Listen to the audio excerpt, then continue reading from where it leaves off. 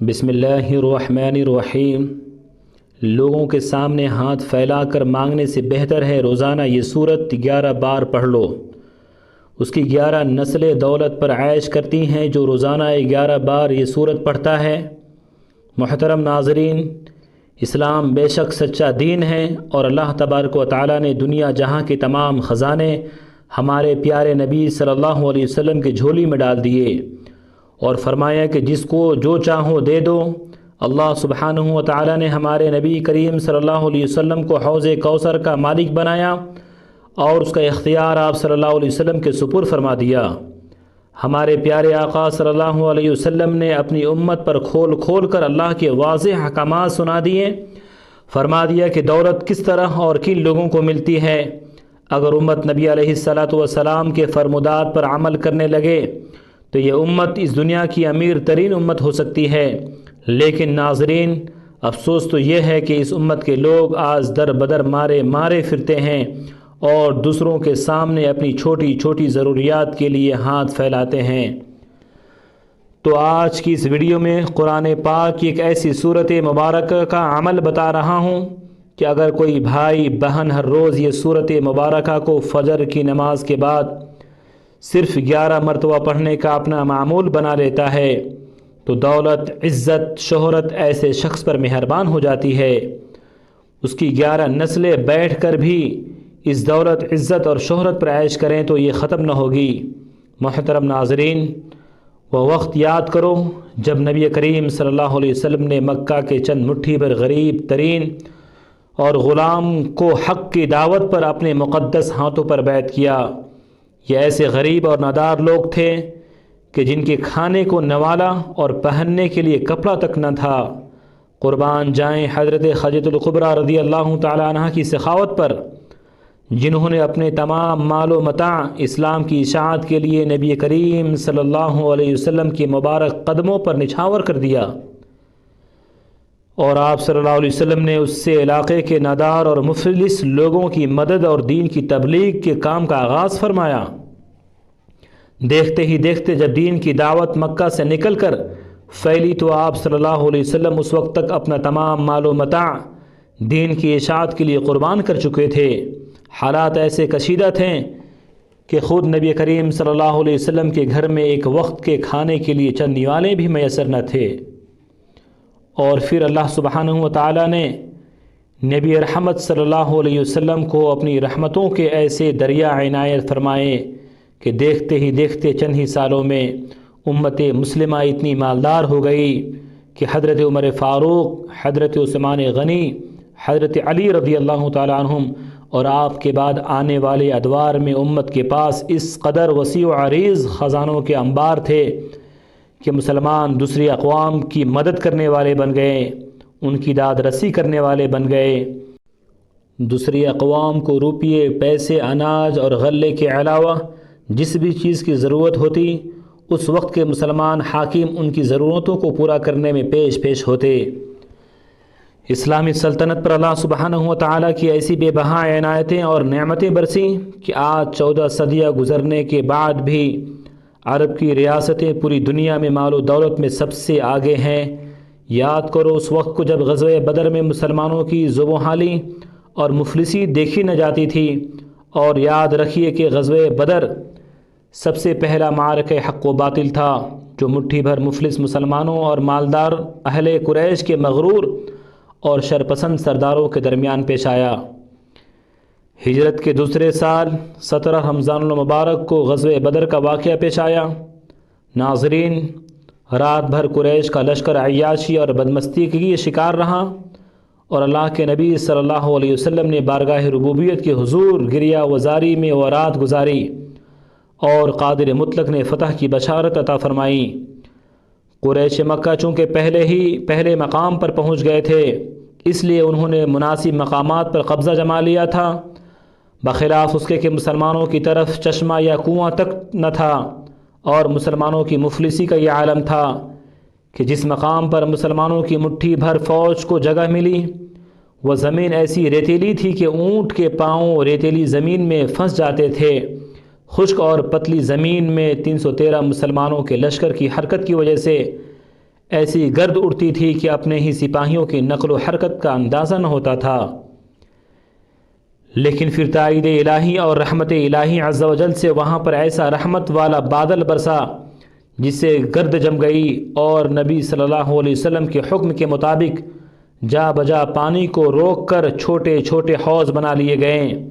پوری وادی جل تھل ہو گئی، سب پانی سے سیراب ہوئے، غسل کیا، وضو کیا، تمام اونٹوں کو پانی پلایا اور مشکیزیں بھر کر رکھ لیے۔ ریگزار مضبوط اور سخت ہو گئی، کفار کی زمین میں کیچڑ پیدا ہو گیا، اور اس قدر احسان کا رب کریم نے کہ قرآن مجید میں اس طرح ذکر فرمایا ہے وَأَنزَلَ عَلَيْكُم مِّنَ السَّمَاءِ مَاءً لِيُطَهِّرَكُم بِهِ وَيُذْهِبَ عَنكُمُ الرِّجْزَ الشَّيْطَانَ وَلِيَرْبِطَ عَلَى قُلُوبِكُم وَيُثَبِّتَ بِهِ الْأَقْدَامَ۔ ناظرین، حضور نبی کریم صلی اللہ علیہ وسلم کے دست اقدس میں ایک تیر تھا، اس کے اشارے سے آپ صلی اللہ علیہ وسلم مجاہدین کی صفیں قائم فرما رہے تھے۔ مہاجرین کا علم حضرت مصعب بن عمیر کو، خزرج کے علم بردار حباب بن منذر اور اوس کے علم بردار سعد بن معاذ رضی اللہ تعالیٰ عنہ مقرر فرمایا۔ چنانچہ لشکر اسلام کی سفارائی ہوئی اور مشرکین مکہ بھی مقابل میں سب باندھے کھڑے تھے۔ حضور سید عالم صلی اللہ علیہ وسلم نے میدان بدر میں اپنے جانثار سپاہیوں کو دیکھا اور ان کی قلیل تعداد مفلسی اور بے سر و سامانی کو بھی دیکھا، تو بارگاہ خداوندی میں یوں التجا کی، اے اللہ، تو نے مجھ سے جو وعدہ فرمایا ہے وہ پورا فرما۔ اے اللہ، اگر آج یہ مٹھی بھر نفوس بھی ہلاک ہو گئے تو پھر قیامت تک تمام روئے زمین پر تیری عبادت کرنے والا کوئی نہیں رہے گا۔ جبکہ ابن اسحاق کی روایت میں ہے کہ جب قریش مکہ کے کافر سامنے آئے تو آپ صلی اللہ علیہ وسلم نے یوں دعا فرمائی کہ اے میرے اللہ، یہ قریش کے لوگ بڑے غرور اور فخر کے ساتھ پیغمبر سے لڑنے اور جھٹلانے کو آ رہے ہیں، اپنی مدد بھیج جس کا تو نے وعدہ فرمایا ہے، یعنی وہ وعدہ یہ کہ پیغمبروں کو غلبہ ہوگا، جیسے اس آیت مبارکہ میں ہے وَلَقَدْ سَبَقَتْ كَلِمَتُنَا لِعِبَادِنَا الْمُرْسَلِينَ إِنَّهُمْ لَهُمُ الْمَنصُورُونَ وَإِنَّ جُنْدَنَا لَهُمُ الْغَالِبُونَ۔ سیدنا ابن عباس رضی اللہ تعالیٰ عنہما سے روایت ہے کہ نبی کریم صلی اللہ علیہ وسلم غزوہ بدر کے دن فرمایا کہ جبرائیل علیہ السلام اپنے گھوڑے کا سر تھامے اور لڑائی کے ہتھیار لگائے ہوئے آئے ہیں۔ حدیث پاک میں اس طرح بیان ہے کہ حضرت سیدنا علی المرتضیٰ علیہ السلام فرماتے ہیں کہ بدر کے کنویں سے لوگ پانی بھر بھر کر ڈول میں ڈال رہے تھے کہ ایسی تیز ہوا آئی کہ میں نے ایسی تیز ہوا نہ دیکھی تھی۔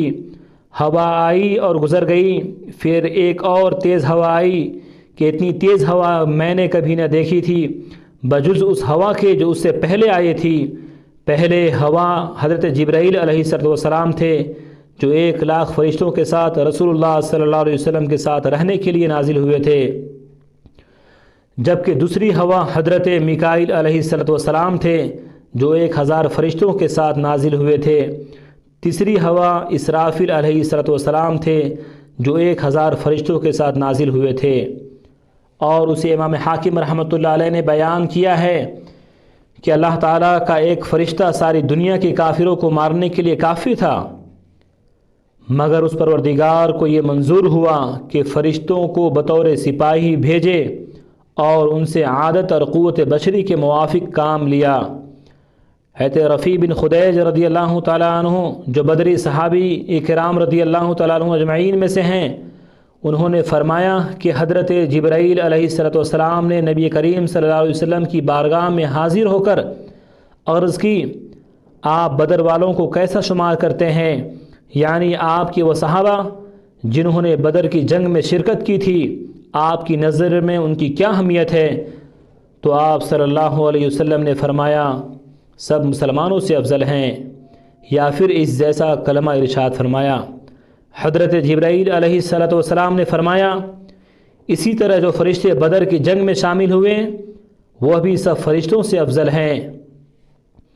اور ناظرین، یہ حدیث بخاری شریف سے لی گئی ہے۔ بھائیوں اور بہنوں، اگرچہ فرشتے غزوات اور جنگوں میں بھی اترتے تھے، مگر بدر میں فرشتوں نے لڑائی بھی کی، اور حضرت امام بیہقی رحمۃ اللہ علیہ نے روایت بیان کی ہے کہ فرشتوں کی مار پہچانی جاتی تھی۔ گردن پر چوٹ، آگ کا سا داغ۔ حضرت جبیر بن مطعم رضی اللہ تعالیٰ عنہ سے مروی ہے کہ بدر کے دن میں نے کافروں کی شکست سے پہلے آسمانوں سے کالی کالی چونٹیاں اترتی دیکھی۔ یہ فرشتے تھے اور ان کے اترتے ہی فوراً کافروں کو شکست ہوئی، جبکہ اللہ سبحانہ و تعالیٰ نے قرآن مقدس میں اس جنگ کی منظر کشی ان الفاظ میں فرمائی ہے کہ دونوں فوجیں آمنے سامنے مقابل ہیں، حق و باطل، کفر و ایمان اور نور و ظلمت، نیکی و بدی اور خیر و شر۔ بے شک تمہارے لیے نشانی تھی دو گروہوں کی جو آپس میں لڑ پڑے، ایک جو تھا اللہ کی راہ میں لڑتا اور دوسرا کفر کی۔ مسلمانوں نے جو آنکھوں دیکھا اپنے سے دوگنا سمجھے۔ ناظرین، اس میدان بدر میں ابو جہل کے علاوہ امیہ بن خلف، جس نے حضرت بلال حبشی رضی اللہ تعالیٰ عنہ پر بے پناہ ظلم ڈھائے تھے، اور سرداران قریش بھی مارے گئے، اور یہ مغرور لشکر میدان چھوڑ کر بھاگ نکلا۔ اللہ سبحانہ و تعالیٰ نے اسلام کو فتح دی، اور دنیا نے دیکھ لیا کہ فتح و شکست میں مادی قوت سے زیادہ روحانی قوت کا دخل ہوتا ہے۔ مسلمانوں کے کل 14 آدمی شہید ہوئے، اس کے مقابلے میں قریش کے 70 آدمی مارے گئے اور 70 سے زیادہ گرفتار ہوئے۔ قریش کے مقتولین میں ان کے تقریباً تمام امراء و سردار شامل تھے، اور گرفتار ہونے والے بھی ان کے معززین میں سے تھے۔ مثلا حضرت عباس بن عبد المطلب، حضور صلی اللہ علیہ وسلم کے چچا، عقیل بن ابی طالب، نوفل بن عبد مناف، سہیل بن عمرو اور عبداللہ بن زمعہ وغیرہ۔ غزوہ بدر کے اثرات یہ مرتب ہوئے ہیں کہ جنگ بدر حق و باطل کے درمیان فیصلہ کن معرکہ تھا، اور اس کی اہمیت اور اس کے اثرات کا اندازہ اس بات سے لگایا جا سکتا ہے کہ اس جنگ میں قریش کے غرور کا سر نیچا ہوا۔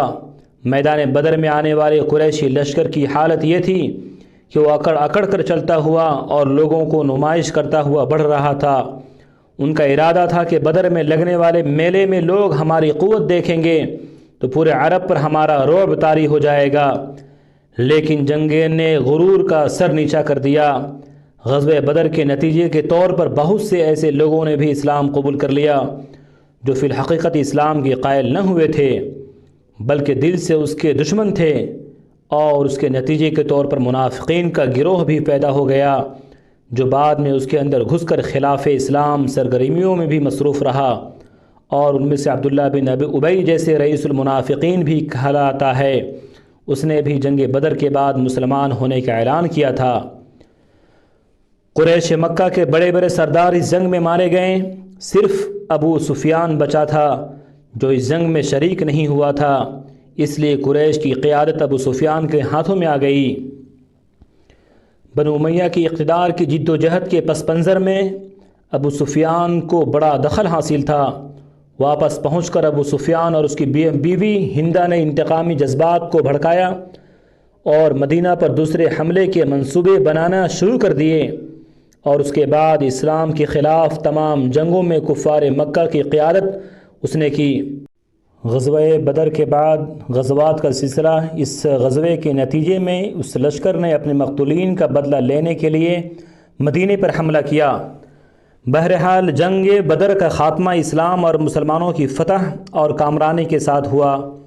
اسلامی تاریخ کی مقبول ترین جنگ مسلمانوں کو یہ پیغام دیتی ہے کہ فتح و شکست کا دار و مدار انسانی وسائل پر نہیں ہے، بلکہ اللہ تعالیٰ پر یقین محکم سے ہوتا ہے، اور جنگ کے بعد جس طرح سے اللہ سبحانہ و تعالیٰ نے مسلمانوں پر اپنی رحمتوں اور برکتوں کا نزول فرمایا ہے، وہ بھی اپنی مثال آپ۔